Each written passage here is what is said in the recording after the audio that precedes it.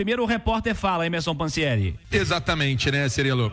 A entrevista que trouxe aí as palavras do técnico do Cruzeiro em relação a tudo aquilo que aconteceu e noticiamos, e certamente noticiamos, como eu disse anteriormente, porque temos fonte dentro do clube e temos informações, mas vale destacar que o Cruzeiro, inclusive, acabou de sair aqui no ônibus, rumo ao aeroporto de Porto Alegre, o Cruzeiro rumo ao aeroporto de Porto Alegre, porque volta hoje ainda no voo fretado, né? Volta ainda no voo fretado para Belo Horizonte, aí os atletas serão liberados no aeroporto. Agora fica essa questão, né?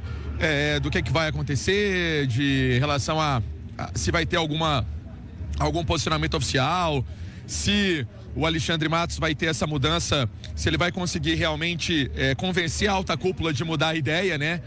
A ideia de aí deixar aí o Fernando Diniz fora do Cruzeiro, né? Na verdade, tirar o treinador do Cruzeiro, se ele vai conseguir convencer a alta cúpula a mudar dessa ideia, que está realmente dentro da presidência do Cruzeiro. Vamos aguardar, vamos esperar, mas a verdade é essa: se ele conseguir mudar a opinião interna, tudo bem, mas o próprio Diniz, né, as palavras que ele trouxe, né, que a gente acabou de reproduzir, que a gente acabou de colocar, fica bem claro que teve algum tipo de papo, né? Que a conversa existiu, teve essa conversa, pelo menos acho que não foi de maneira ampla, mas que aconteceu. Então vamos ver como é que vai ser as cenas dos próximos capítulos, aquele plantão, viu, Cirilo? Aquele plantão que não vai acabar. O plantão segue. Vamos lá. Tô com o Simões, com a Ale Oliveira, daqui a pouquinho com o Panzi também, para falar mais da Arena MRV, do jogo do Galo. O Galo permanece na primeira divisão e vai à Sul-Americana. Cruzeiro que não vai à Libertadores, vai também à Copa Sul-Americana. Tem muita coisa para falar.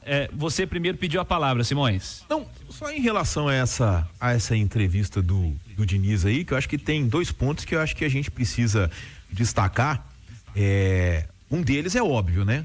E o que a Itatiaia fez foi o trabalho dela, de apuração, de buscar fontes e dentro do clube e de apurar e informar, né? Goste o Diniz ou não. É assim que funciona o jornalismo, é assim que funciona o futebol. Não é de hoje, inclusive. Isso, o mundo do futebol é esse. Então, quer dizer, não é o Diniz que tem que gostar ou não do que a imprensa noticia, e ele disse, eu torço para que seja mentira, é aquela questão, né? Só que ele mesmo diz que teve uma conversa, entre muros com o Alexandre Matos, não sei se fica, não sei se vai, não sei como é que vai ser, né? Essa Sabia coisa desde quinta-feira. Isso, quinta-feira, fiquei sabendo pela imprensa, mas aí não sabe se vai ficar, se vai sair. Então, quer dizer, isso aí, o que a Itatiaia fez foi o trabalho de apuração e de noticiar o que apurou. Então, quer dizer, não tem que agradar ou desagradar o treinador.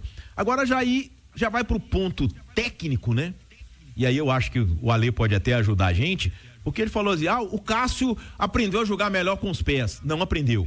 O William tá terminando o campeonato muito bem. Não está. O Matheus Pereira tá correndo mais. O Matheus Pereira fez um péssimo reta final de campeonato brasileiro. Embora tenha marcado o gol contra o Palmeiras, hoje ele lutou para ser expulso, né? O que o Matheus Pereira jogou contra o Racing? O que o Matheus Pereira vinha jogando? O William. Todo mundo dizia o quê? O William foi pra seleção brasileira. O William tá apresentando um futebol muito ruim. E o William deu uma entrevista coletiva dizendo, outro dia, pro Pansieri, eu não lembro após qual jogo foi, de que, é a maneira, né? A gente, é como se fosse uma imposição, né? Contra o Racing, foi contra o Racing, Simões. Racing, exato. A gente não concorda, mas tem que fazer. E a história do Cássio jogar melhor com o pé, só se for rifar a bola. Porque o que a gente vê o Cássio fazendo agora, quando a bola chega nele, ele se livra dela. E tem que ser assim mesmo. Porque o Cássio tem que saber jogar com a mão. E ele sabe. Aliás, com as mãos, né? E mostrou hoje isso, inclusive.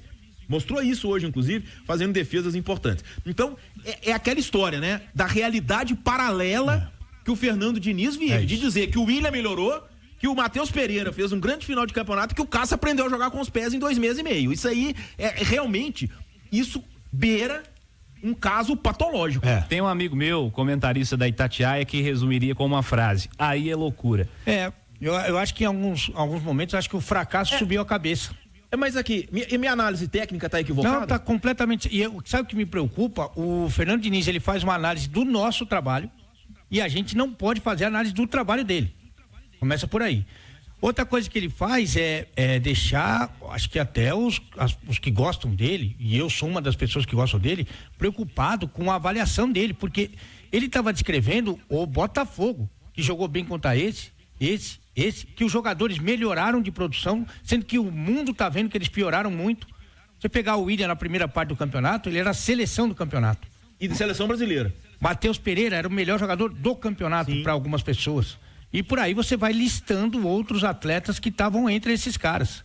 Então, assim, o time piorou muito e os números estão aí para provar, porque o campeonato ainda é de número, né? É de ganhar 3 pontos, é de empatar 1 ponto, perder nenhum ponto. O campeonato é assim. Ele fala, inclusive, de tempo curto, né? Que time que é melhor? Que elenco que é melhor? O do Bragantino ou do Cruzeiro? Por favor, vocês podem me ajudar, não? Não há muita dúvida, não, né? Então, porque o Seabra, que inclusive ganhou do Botafogo, citei o Botafogo aqui, o Seabra ganhou do Botafogo 2 vezes. O Seabra ganhou do Botafogo 2 vezes, uma sem os reforços e a outra com os reforços. Aliás, é o único time que ganhou os 2 jogos do Botafogo. O Seabra tá 7 jogos no Bragantino. Pouco tempo, né? Você pegar os últimos 7 jogos do Diniz, que não são os primeiros 7 jogos, o Bragantino foi mais ponto do que o Cruzeiro. Aonde que você pode ter uma defesa em cima disso? Aonde você pode ter uma defesa em cima disso? Então, assim, e deixa eu te falar, ô Fernandinho, todo mundo é ser humano. Eu, por incrível que pareça, o Cirilo, o ouvinte que tá lá, o telespectador. Só que se o ser humano fizer um montão de besteira no trabalho dele, ele será demitido, mesmo sendo um ser humano. Então tem o ser humano que vai por um caminho, que é o caminho que você entende que pode beneficiar o teu trabalho, ou você pode ir por um caminho que só vai de encontro com as suas ideologias, só com as suas loucuras. Que acontece o que aconteceu agora, que é a demissão. Como foi a demissão no Fluminense, que você foi campeão da Libertadores, como foi a demissão na seleção brasileira. E agora essa demissão. Então, assim, o trabalho foi ruim, o time estava jogando mal e os jogadores pioraram. Sim, esse é o verdadeiro Cruzeiro que você deixou. E realmente, eu vou te falar, não sei se dava para fazer pior, porque já falei aqui uma vez, vou falar de novo. O time Diniz no Campeonato Brasileiro de 2024, se existisse o time Diniz, não é que ele seria rebaixado. Ele era o pior time do campeonato, era o lanterna da competição. Isso que você está dizendo, vamos trazer aqui nos números o resumo da temporada do trabalho do Fernando Diniz. E isso que você está dizendo, eu havia comentado recentemente também, né? Não tem ainda o campeonato de desempenho, né? O campeonato continua sendo de resultado. E mesmo se tivesse campeonato de desempenho, o Cruzeiro também não estaria entre os primeiros, não. Ao contrário do que pintou há pouco o Fernando Diniz. Aliás, Cirilo, te atrapalhando bem, eu acho uma vergonha ele falar do jogo do Racing, sinceramente. O Cruzeiro tomou 3 gols com 20 minutos, Ale. E evidentemente que condiciona toda a partida, e ele sabe muito mais de futebol do que todos nós juntos, ele sabe disso. O time faz 3-0, acabou o jogo. Ele falar que no segundo tempo merecia empatar o jogo, assim, desculpa, né? Aí é achar que todo mundo aqui é burro e só ele que é inteligente. Diniz em Campeonato Brasileiro nessa temporada. 22 jogos, somando Cruzeiro e Fluminense. 3 vitórias. São 3 vitórias, né? Cara, é muito pouco. É muito pouco, muito pouco. O desempenho do Fernando Diniz no Campeonato Brasileiro, o desempenho do Fernando Diniz na temporada. O Fluminense só lutou hoje contra o rebaixamento e teve que vencer o Palmeiras lá em São Paulo, porque ele teve uma vitória só no Campeonato Brasileiro com o Fernando Diniz, que, importante dizer, foi o campeão da Copa Libertadores da última temporada. O Cruzeiro chegou ao fim do Campeonato Brasileiro sem a vaga à Copa Libertadores, porque o desempenho coletivo caiu e caiu bastante. É importante destacar que já vinha caindo com o Fernando Seabra, mas piorou bastante com o Fernando Diniz. Cruzeiro é o 9º colocado do Campeonato Brasileiro, termina como o 9º colocado do Campeonato Brasileiro, porque foi o 14º colocado no retorno da Série A. No turno foi o 4º colocado. Conquistou 33 pontos, teve 10 vitórias em 19 jogos. Perdeu apenas 6 vezes. No retorno, o Cruzeiro conquistou 19 pontos em 19 jogos, 1 ponto por jogo. Se você conquistar 1 ponto por jogo, você cai. Fluminense no retorno foi o 9º. O Fluminense no retorno foi o 9º colocado, 29 pontos somados, 10 a mais do que o Cruzeiro.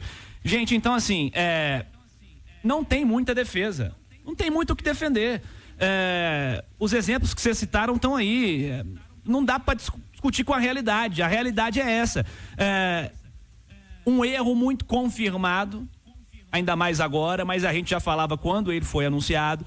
O Fernando Diniz não era o técnico para agora, ele não deveria ter sido contratado para ser o técnico do Cruzeiro assumindo no fim de setembro, começo de outubro, porque se você quer um técnico menos Fernando Diniz, você não tem que contratar o Fernando Diniz, você tem que contratar outro treinador. Pedir pro Fernando Diniz se adaptar, tá confirmado agora de novo? Nossa. Não é algo que me parece muito factível, que ele vai lidar muito bem com essa situação. Não é negociável para ele. Isso está agora confirmado mais uma vez. Então há um erro aí que está confirmado. A partir disso, o erro do professor, o erro do treinador, que não consegue entender a realidade dos fatos de um Cruzeiro que fica fora da Copa Libertadores da América após ser o 4º colocado do retorno. Discutir com a realidade não dá.